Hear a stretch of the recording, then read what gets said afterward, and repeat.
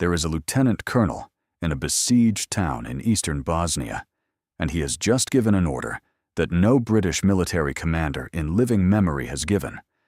The shells are coming in, up to 500 a day, falling on a valley town surrounded by hills, held by the men who are firing them. The radios are crackling, and the order moving down the command chain is this: speak Welsh. The Serbs are listening. Tell me in the comments before you watch any further.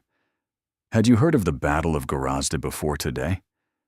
Because by the end of what you are about to watch, you will understand not just how 336 soldiers held a town that a full army could not take, but why the event that saved Gorazde also sealed the fate of Srebrenica, and why the language spoken in Welsh chapels and at kitchen tables for 1,000 years became, in the spring of 1995, the only unbreakable code standing between a town and genocide. To understand what that order was doing there, you first have to understand the country it was given in. Not the Yugoslavia that appeared on maps before 1991, with its confident internal borders and its official doctrine of brotherhood and unity, but the country that was being unmade while the world watched and argued about what watching obligated it to do. Bosnia and Herzegovina declared independence from Yugoslavia in March of 1992. The Bosnian Serb leadership, backed by Belgrade, rejected that declaration before the ink was dry. By the 4th of May, the Army of Republika Srpska, the VRS, the military force of the self-declared Bosnian Serb state, had begun its campaign to create a contiguous, Serb-controlled territory across the country by removing the people who were not Serbs from the land those people lived on. The methods used to accomplish this had a name that the international community spent considerable energy avoiding before eventually settling on: ethnic cleansing. In eastern Bosnia, the campaign was systematic and swift. Foča fell. Rogatica fell. Visegrad fell. The towns along the Drina River Valley, one after another, with their mosques burned and their Bosniak populations murdered, expelled, or both. By the end of 1992, the VRS held 70% of Bosnia and Herzegovina. What remained in the eastern part of the country was a collection of islands, Bosniak-held towns, surrounded on all sides by territory the VRS controlled, cut off from one another and from the government in Sarajevo, supplied only by airdrops that were never sufficient, and by convoys the Serbs could close at will. Srebrenica was one of these islands. Zipa was another. The third, the southernmost, the one sitting closest to the Serbian border, was Gorazde.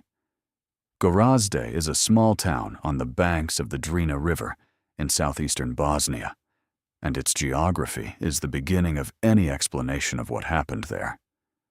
The town sits at 345 meters above sea level in a valley formed by the erosion of the river, and the hills surrounding it rise steeply on every side. Biserna to the southeast at 701 meters.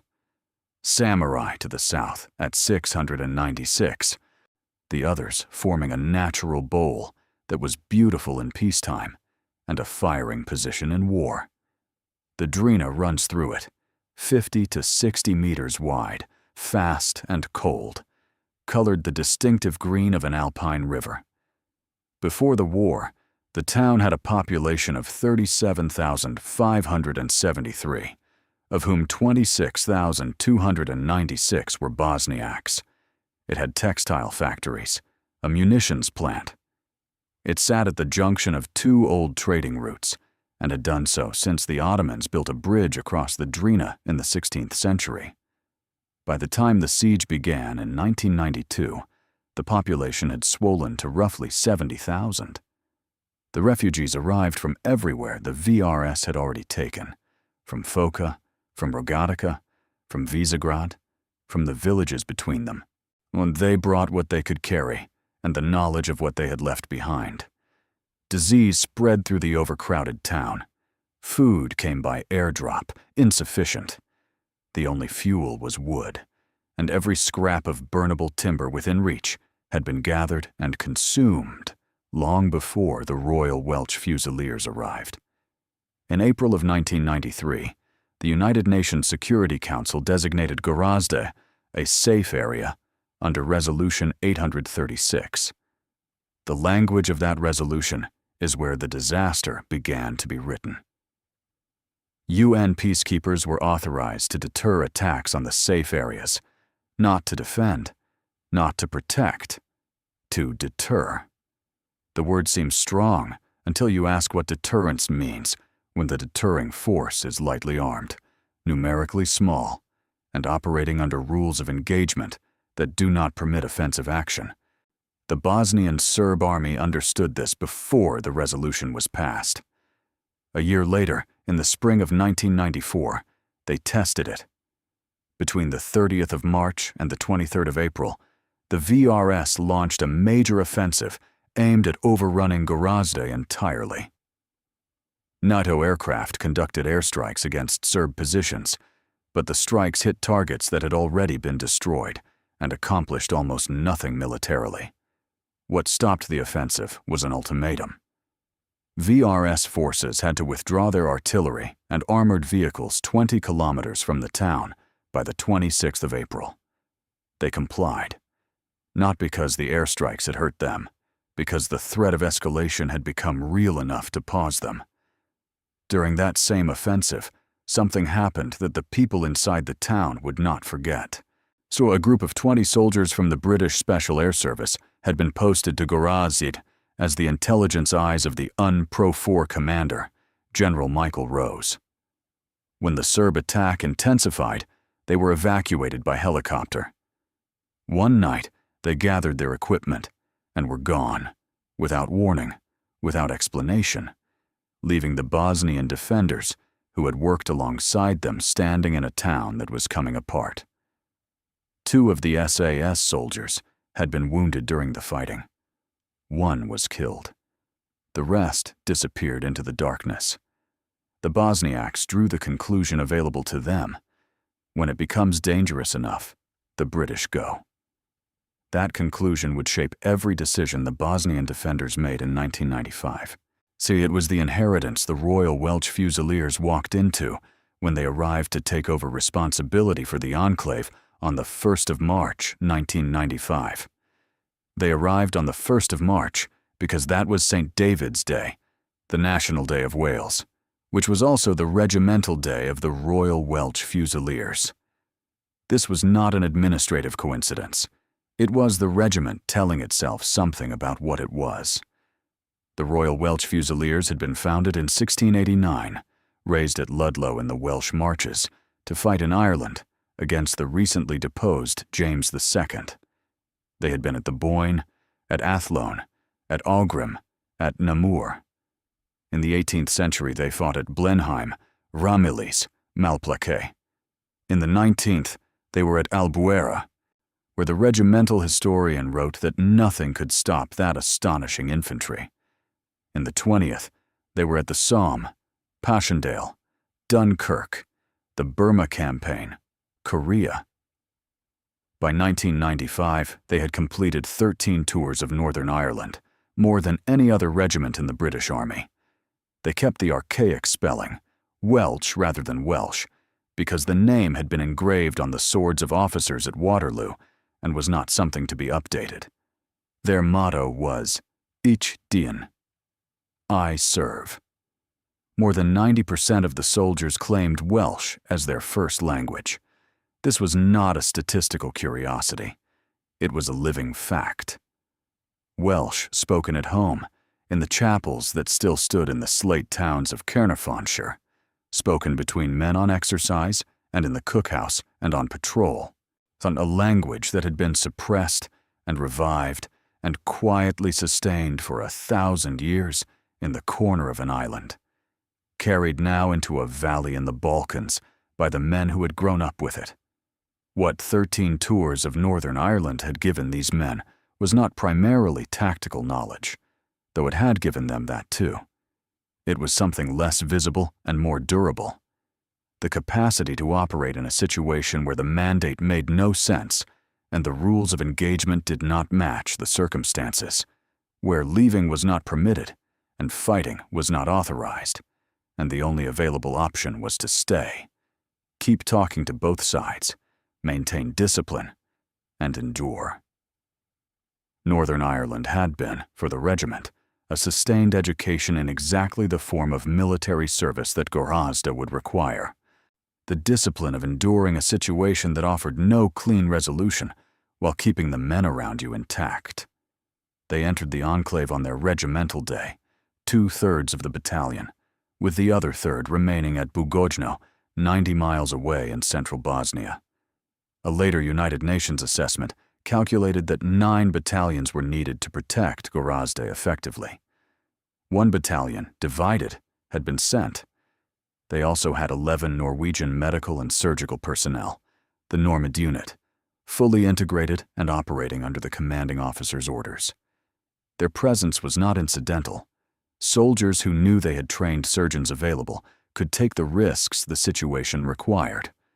The Norwegians treated casualties throughout the deployment, including 2 Fusiliers who walked into a minefield and survived with their legs intact because of the quality of field surgical care they received. The man commanding all of this was 40 years old, and he had joined the British Army as an officer cadet in 1973. Lieutenant Colonel Jonathan Riley had been commissioned into the Queen's Regiment a year after joining, progressed through the ranks, and transferred to the Royal Welch Fusiliers. He held a BA in geomorphology from University College London, the study of landforms and the forces that shape them, which is not an incidental qualification for a commander about to fight over hills, and an MA in history from the University of Leeds. And by the time he arrived at Gorazde, he had completed multiple tours of Northern Ireland and a year as an instructor at the Staff College at Camberley. He had been promoted to lieutenant colonel in 1993. Those who served with and alongside him described him in consistent terms: tough, firm, unconventional. In a military context, these words can be read as either compliments or warnings depending on the speaker, and in Riley's case, they were both. He was the kind of officer who said what he assessed to be true regardless of who was asking, which is an asset in a commander and a problem for a headquarters that prefers its situation reports, shaped diplomatically. And UNPRO4's senior leadership would eventually grow sufficiently frustrated with the persistence and directness of his reporting that they dispatched a team from the Special Air Service to Gorazde to evaluate whether the commanding officer knew what he was doing. The SAS spent time in the enclave, assessed the situation, and reported back. The conclusion was that he was competent. Riley continued. His daily routine inside the town was not what any headquarters would have designed. He stayed in the main camp during daylight hours, when movement was most visible and therefore most dangerous. Each night he drove into town under darkness to speak to the civilian population, not as a matter of tactics, but as a moral obligation. A commander who needed to know what the people he was responsible for were actually living. He described the experience of entering the enclave for the first time in terms that he still used to distinguish Gorazde from the Iraq and Afghanistan deployments that came after it. What he remembered above all else was that as soon as you crossed the perimeter, a blanket of despair descended on you. That feeling of desperation and fear. He named it. He did not manage it away. He maintained daily contact with liaison officers from both the Bosnian army inside the town and the VRS forces surrounding it. This was not neutrality. In a situation where the mandate prohibited fighting and information was the only instrument available, talking to both sides simultaneously was intelligence collection of the most direct kind. The winter of early 1995 was cold enough to suppress the fighting. Across the hills, the VRS positions were visible and heavily armed, but the snow and mud of the Bosnian winter made sustained operations difficult. The first weeks were relatively calm, but across the rest of the country, the pressure was building, and it was moving toward Gorazde. The shelling of the town intensified through March and April. More rounds, more pressure on the observation posts around the perimeter, more signals from the surrounding forces that the patience of the previous year was exhausted. Riley noted the indications building and understood what they meant. The trigger, though, arrived from somewhere else. On the 25th of May, General Rupert Smith, commanding all UNPROFOR forces in Bosnia, ordered NATO airstrikes against Bosnian Serb ammunition storage complexes. The strikes were a response to the intensifying bombardment of Sarajevo and the accumulated violations of agreements that had been signed and ignored. From Radovan Karadzic's perspective, they were also a pretext. Karadzic was the president of Republika Srpska, a trained psychiatrist who had become the political architect of what was being done to Bosnia's Bosniak population. He understood the UN's position with precision. UN troops on the ground meant NATO could not act freely. UN troops taken hostage meant NATO would not act at all. Within hours of Smith's order, VRS forces across the country began detaining UN personnel. The action was not spontaneous. At the trial of Radovan Karadzic before the International Criminal Tribunal for the former Yugoslavia, Riley would testify that by analyzing the statements of the hostages taken across the country, the operation was clearly ordered and coordinated by high-level officials, distributed across locations controlled by 3 or 4 separate brigade-level commands. A spontaneous response does not require that kind of coordination. A political strategy does. The images reached living rooms across Europe within hours. UN peacekeepers in their blue helmets, chained to bridges and to the railings of military installations, used as the literal shields their captors had decided they should be. On the 31st of May, John Major recalled Parliament from recess. His statement that day contained a number most members of the chamber had not heard before. 336 British soldiers were based in the town of Gorazde, for 33 of them had been taken captive from observation points around the town. 6 had been injured in a road accident after their capture and were in a Serbian military hospital. 8 were at that moment unaccounted for. In the terraced streets and small towns of North Wales, families waited by telephones. Television footage from Visegrad, broadcast on Bosnian Serb channels, showed their sons sitting in a canteen, smoking cigarettes, blue helmets lined against a wall, while a Bosnian commentator described them as prisoners of war. Alan Warren of Cardiff, whose son Sergeant Nicholas Warren was among the 33, said he would like to see his son out. He would like to see everyone's son out. The mother of Lance Corporal Wayne Edwards, the first Royal Welch Fusilier killed in Bosnia, and shot by a sniper in January of 1993 while escorting an ambulance carrying 3 women to safety, said she feared for the captives. But she said what she didn't understand was this.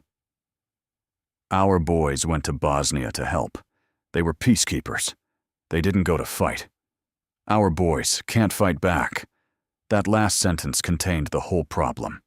The mandate said, deter. The situation required something else, and the men who had been taken were the consequence of the gap between those two things. Inside the town, Riley knew where his 33 soldiers were. He could not reach them. He wrote a letter to every one of their families, not a form letter. A letter. It said, "We are not leaving here until we have got those boys back." There was no version of events he was prepared to contemplate in which the Royal Welch Fusiliers departed Gorazde without everyone they had brought. 3 days after the airstrikes that had triggered the wider hostage crisis across the country, the VRS launched its direct assault on the town. The observation posts the Fusiliers maintained formed a ring around the perimeter. 4 OPs and 2 checkpoints on the west bank of the Drina, 3 outposts on the east bank. The attack came at the west bank positions simultaneously and with heavy weapons. The soldiers in those posts were lightly armed.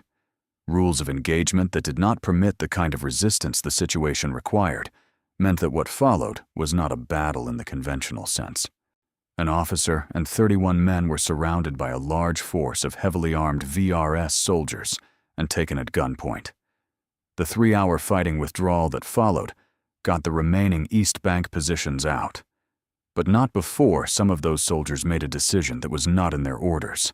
On the East Bank was the high ground overlooking the town and its approaches, the terrain feature that, if held by the VRS, would make any defense of Gorazde itself unsustainable.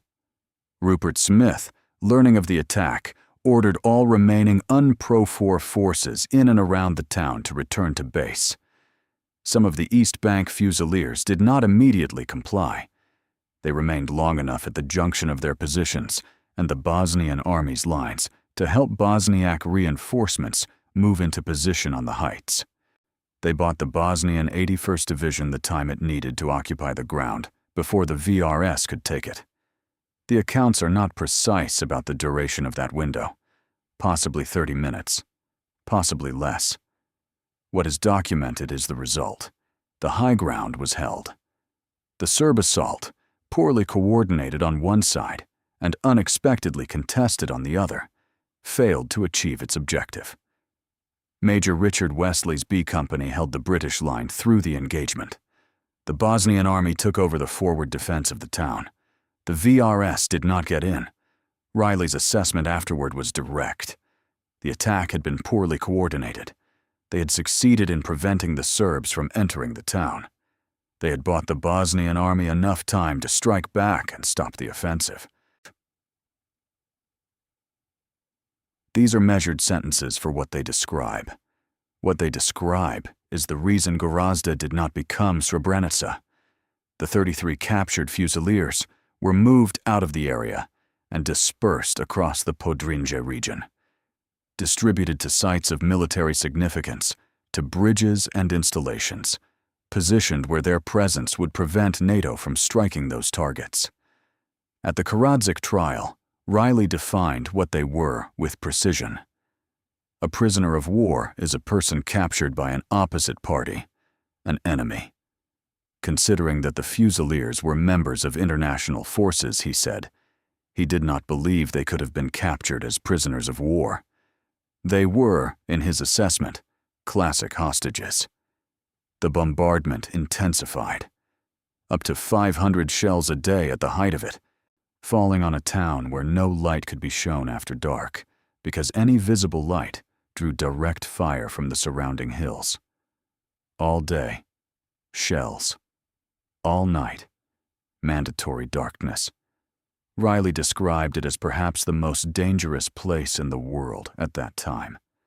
A very lonely and wearing feeling, like a dark and heavy mist that had settled over the town and everyone in it.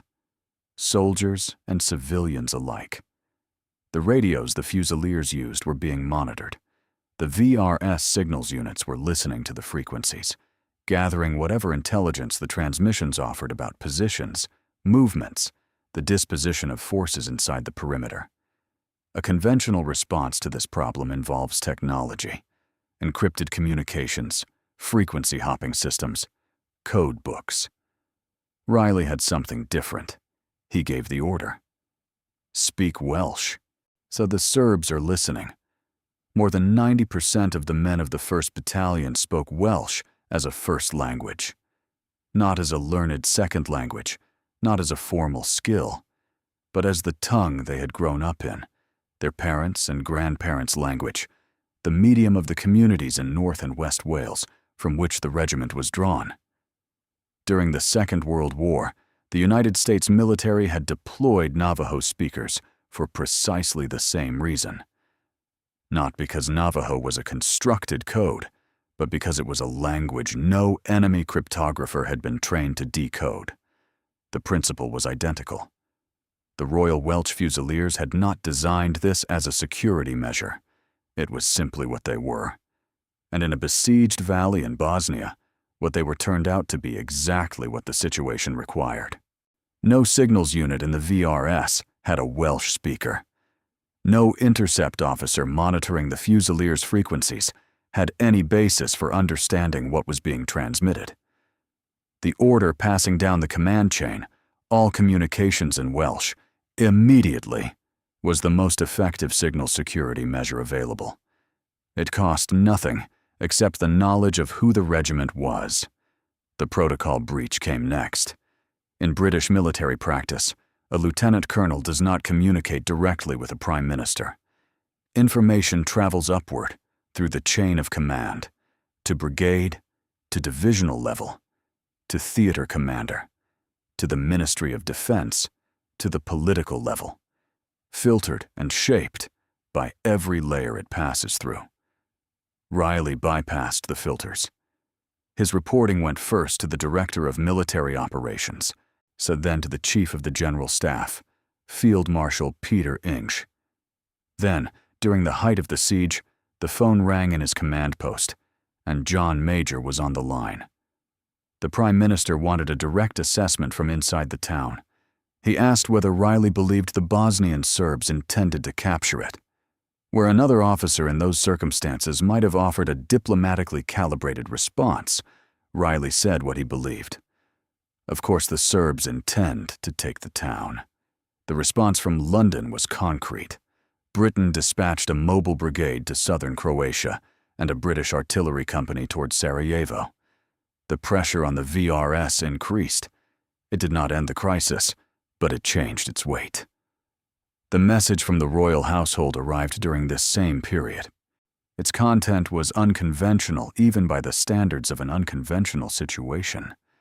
It said that the Serbs would not dare to harm any of the Queen's Royal Welch Fusiliers. Riley's confidence in this assessment was not sentiment. It was a reading of what the Bosnian Serb leadership could and could not afford. Dead hostages were a catastrophe for Gorazde's position. The Serbs understood this. So did Riley.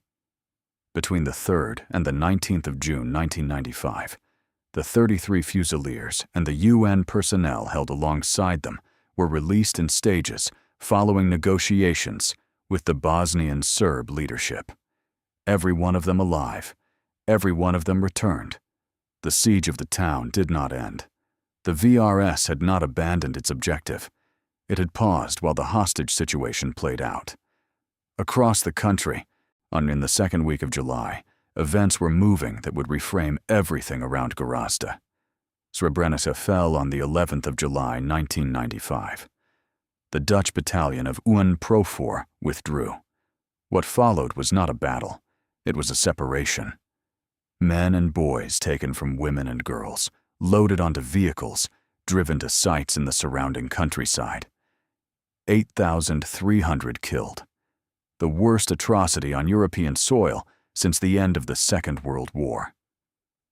From Belgrade, the British ambassador reported that the Bosnian Serb army was on a high, emboldened by how little resistance the UN had offered, dangerously unpredictable. The question inside every relevant government was not whether the VRS would move next, but where. Zepa fell within days. Gorazde was the last eastern enclave standing. On the 16th of July, 1995, plans codenamed Operation Screwdriver were finalized at the Ministry of Defense in London. The plan covered the evacuation of British forces from the town if it came under full assault.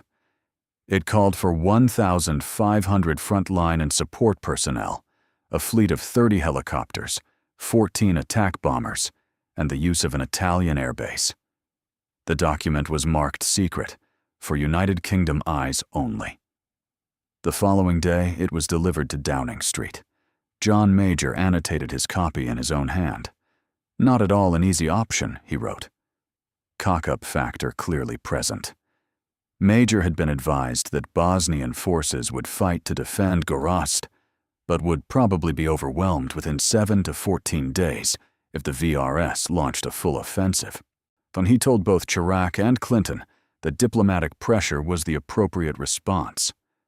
Military reinforcement risked casualties, and, given what the Serbs had done in May, the potentially humiliating capture of hundreds more UN personnel.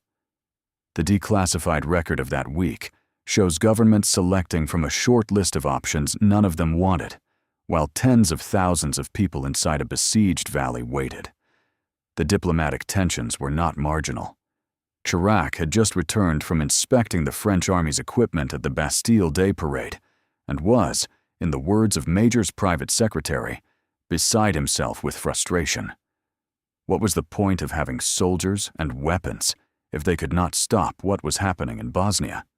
The private secretary's memo to Major concluded, "There is no guarantee against further grandstanding or lunacy by Chirac." The Americans were pushing for the arms embargo on the Bosnian government to be lifted, a position Major believed would give the Serbs and Croats time to carve up the country before the Bosniaks could use any weapons they received. Washington, London, and Paris could not agree. What Major did not do during this period was publicly criticize the Dutch for Srebrenica. He telephoned the Dutch Prime Minister Wim Kok to say he had been outraged by Chirac's characterization of the Dutch soldiers' conduct as cowardly. His Foreign Secretary Malcolm Rifkind sent a formal telegram. The United Kingdom considered that the Dutch peacekeepers in Srebrenica had done their duty magnificently and with great courage. Operation Screwdriver, meanwhile, sat on standby. Inside the town, the Bosnian defenders had drawn their own conclusions from Srebrenica. They had watched what happened when a safe area's UN contingent withdrew. They began doing what people do when they have decided that external protection is unreliable. They raided the camp occupied by the Ukrainian UNPRO-4 contingent and took weapons, body armor, radios, and medical equipment. They were arming for a fight. They could not count on anyone else to join. The Srebrenica calculation, what it meant to be unarmed when the UN left, was not abstract to them. It was the example they were living inside. The VRS ordered the remaining Fusiliers to leave their observation posts and took some of their armored vehicles. Reduced to roughly 80 men still operational, so the Royal Welch moved into woodland several hours' trek from the town. The clearing in that woodland was where Operation Screwdriver would have extracted them, had the call come. It didn't come. But the helicopters were ready in Italy. What happened instead could not have been designed in any government office, because it emerged from the calculations of people inside the besieged valley who understood their situation more clearly than anyone outside it. The Bosnian army let them go. When Riley gave the order to withdraw and the remaining Fusiliers began their extrication, the Bosnian defenders, who had every historical reason to prevent the departure of the only international presence standing between them and what had happened to the north, stood aside. They allowed the Royal Welch Fusiliers to leave unopposed. Riley later wrote that this surprised him. The decision was not something he had anticipated in the form it took. The reason was strategic intelligence of a very high order. The soldiers of the 81st Division who had held the heights since late May, who had endured the bombardment that followed, had understood something about the UN mandate that 3 years of diplomatic argument in Western capitals had failed to resolve. British soldiers present in the town meant the UN mandate applied. The mandate constrained NATO. Remove the soldiers, remove the constraint. Let NATO act. The Bosniaks who had survived 3 years of siege were not sentimental about the UN's value to them. They were calculating what its absence would enable. They allowed the withdrawal because the withdrawal was the precondition for the thing they actually needed. Riley told General Smith in those final days, "We cannot hang around. We have to leave now." 12 hours after the last Fusiliers left Gorazde, NATO began Operation Deliberate Force. On the 28th of August, a Bosnian Serb mortar shell struck the Markel market in Sarajevo, killing 43 people and wounding 75. The trigger had arrived. Thousands of sorties were flown against VRS military targets across the country. Combined with simultaneous Croatian and Bosnian army ground offensives rolling up Serb positions in the west and center of Bosnia, the air campaign broke the military position the VRS had spent 3 years constructing. A ceasefire was agreed in early November. The Dayton Peace Agreement was signed on the 14th of December, 1995. So Gorazde was connected to the Federation of Bosnia and Herzegovina by a land corridor for the first time since the siege had begun. The town that had been an island for 3 years became part of a country again. The Royal Welch Fusiliers came home. What they had done was known to them, to the Bosnians they had stood alongside, and to almost no one else in Britain. The awards came. 5 gallantry awards, 7 mentions in dispatches, 2 Queen's commendations for valuable service. The highest concentration of honors given to a single regiment since the Korean War. Riley received the Distinguished Service Order for gallantry and distinguished services in the Balkans. Major Richard Wesley received the Military Cross for B Company's actions during the assault and the defense of the perimeter. The Norwegian medical personnel received their own recognition in Oslo at a ceremony held in the spring of 2017, 22 years after the events being honored. The reason for that delay in Norwegian recognition, and for the near-total absence of British public recognition at the time, was Srebrenica. The massacre had occurred 6 weeks after Gorazde held. It dominated every front page from July 1995 onward and continued to shape the international conversation about the Bosnian War for decades. The town that was massacred became the story. The town that was not massacred was not a story, because the event that would have made it one had not happened. Gorazde's survival made it invisible to the press and the public in a way that catastrophe never could have. The perverse logic of wartime journalism is that disaster is legible and prevention is not. What happened at Srebrenica could be photographed, documented, testified to before tribunals. What did not happen at Gorazde can only be inferred by following the VRS after the failed assault northward and recognizing that if the sequence had been reversed, if the southern enclave had fallen first, if the army surrounding the town had succeeded in May, the regional arithmetic would have been different. The regiment was credited in hindsight by observers for saving the town from a possible genocide. That credit arrived quietly in academic reviews and military histories, and has not crossed into the public consciousness in the way that the events it prevented have. The trials gave the story a different kind of permanence. In February of 2011, Riley appeared before the International Criminal Tribunal for the former Yugoslavia as a prosecution witness in the trial of Radovan Karadzic. He testified that the hostage-taking had been ordered and coordinated by high-level officials, distributed across locations controlled by 3 or 4 separate brigade-level commands in a pattern achievable only through coordination at the level of Karadzic's office. The 33 Fusiliers, who had been positioned as human shields at military targets in the spring of 1995, became, 15 years later, a strand of evidence in the genocide prosecution of the man who had ordered them taken. Riley gave evidence at the Mladic proceedings as well in 2013. The Karadzic case concluded in 2016 with a conviction on 38 counts of war crimes and crimes against humanity. He is currently serving his sentence in a British prison.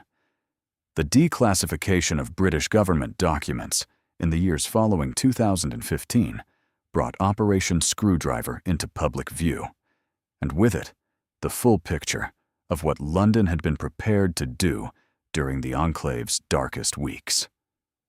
Plans to evacuate the British forces had been finalized and placed on standby on the 16th of July 1995, the same days during which the scale of the killing at Srebrenica was becoming visible to the world.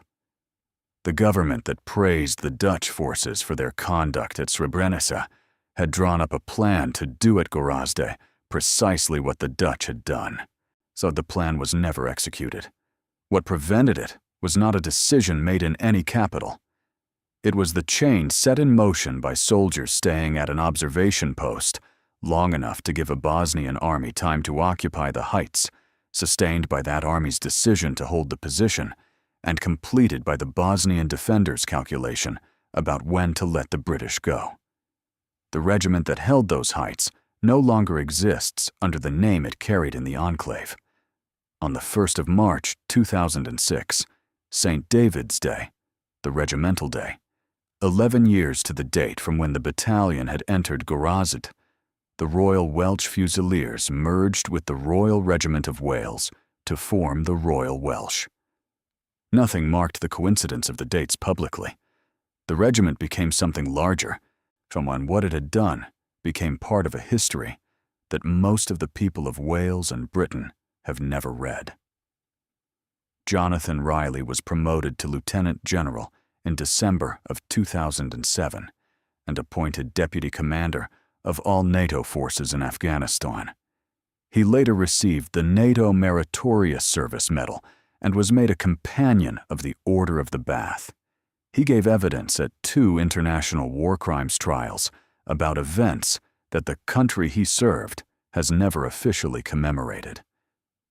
He now holds a visiting professorship in war studies at King's College London and has published more than 20 books of military history and biography. Gorazde has a population of roughly 20,000 people today. The bridge under the bridge, built in 1994 during the siege to give civilians a crossing sheltered from Serbian artillery, is still visible beneath the pedestrian bridge above the Drina. The hills are still there: Biserna, Samurai, Mizjak. The names did not change when the war ended, and neither did the hills. There is a moment at the center of this story that deserves to be held for longer than most accounts allow. In the summer of 1995, the soldiers of a Bosnian army that had every reason to distrust everything the United Nations had ever said to them stood aside and permitted 300 British soldiers to walk out of the town they had been sent to protect. They did this not from misplaced trust, but from a precise reading of the geometry of the situation, an understanding that the British leaving was worth more to Gorazde's survival than the British staying. The 81st Division had spent 3 years under siege. They had watched the Allied enclave to the north fall to the same forces surrounding them. They had armed themselves from a neighboring camp. They had fought on the heights when the Fusiliers bought them time, and held those heights when the Fusiliers handed the position over. And when the moment arrived, they recognized what needed to happen with a clarity that no government meeting in the preceding months had managed. Gorazde held because of a chain.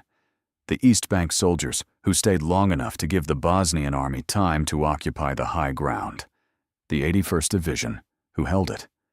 The commanding officer who told the Prime Minister the truth without softening it. The order that turned an ancient language into a military cipher. The Bosnian defenders who let the tripwire leave so that what the tripwire was connected to could finally fire. The regiment received the highest number of medals since Korea for events that almost nobody in Britain was told about while they were happening. The commanding officer became a lieutenant general, gave evidence at 2 war crimes trials, and now holds a professorship in war studies at one of the world's great universities.